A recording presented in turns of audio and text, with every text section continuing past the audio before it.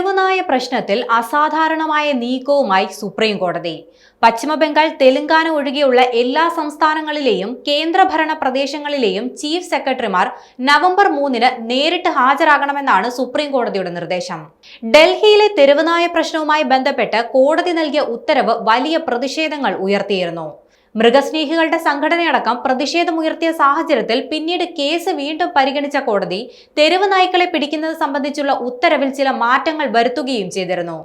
അതേസമയം തെരുവുനായ ആക്രമണങ്ങൾ തുടർച്ചയായി ഉണ്ടാകുന്നത് വിദേശ രാജ്യങ്ങളുടെ മുന്നിൽ രാജ്യത്തിന്റെ പ്രതിച്ഛായ മോശമാക്കുന്നുണ്ടെന്ന് ജസ്റ്റിസ് നാഥ് നിരീക്ഷിച്ചു. പശ്ചിമബംഗാൾ, തെലങ്കാന, ഡൽഹി മുനിസിപ്പൽ കോർപ്പറേഷൻ എന്നിവർ മാത്രമാണ് സത്യവാങ്മൂലം സമർപ്പിച്ചതെന്നും അതും റെക്കോർഡിൽ വന്നിട്ടില്ലെന്നും ബെഞ്ച് ചൂണ്ടിക്കാണിച്ചു. വീഴ്ച വരുത്തിയ മറ്റ് സംസ്ഥാനങ്ങളിലെയും കേന്ദ്രഭരണ പ്രദേശങ്ങളിലെയും ചീഫ് സെക്രട്ടറിമാർ അടുത്ത തിങ്കളാഴ്ച കോടതിയിൽ നേരിട്ട് ഹാജരാകണമെന്നാണ് കോടതിയുടെ ഉത്തരവ്. ഇത് പാലിക്കാത്ത പക്ഷം പിഴയും മറ്റു നടപടികളും നേരിടേണ്ടി വരുമെന്നും മുന്നറിയിപ്പ് നൽകിയിട്ടുണ്ട്. അനിമൽ ബർത്ത് കൺട്രോൾ നിയമങ്ങൾ പ്രകാരം നടപടിയെടുത്തതിനെ കുറിച്ച് സത്യവാങ്മൂലം സമർപ്പിക്കാൻ ഓഗസ്റ്റ് 22-ന് കോടതി എല്ലാ സംസ്ഥാനങ്ങൾക്കും യുടികൾക്കും നിർദ്ദേശം നൽകിയിരുന്നു. എന്നാൽ കേരളം അടക്കമുള്ള സംസ്ഥാനങ്ങൾ നിയമം പാലിച്ചില്ലെന്ന് മാത്രമല്ല, കോടതിയിൽ അവരുടെ പ്രതിനിധികൾ പോലും ഹാജരായില്ലെന്നും കോടതി കണ്ടെത്തി.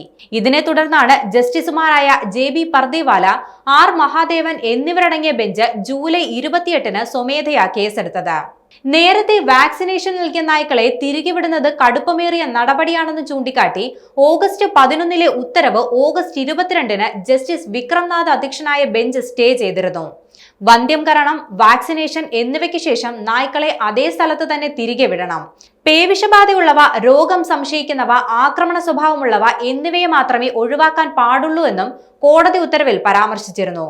തെരുവ് നായ്ക്കൾക്ക് പൊതുസ്ഥലങ്ങളിൽ ഭക്ഷണം നൽകുന്നത് നിരോധിച്ച കോടതി ഇതിനായി പ്രത്യേക സ്ഥലം കണ്ടെത്താനും നിർദ്ദേശിച്ചിരുന്നു.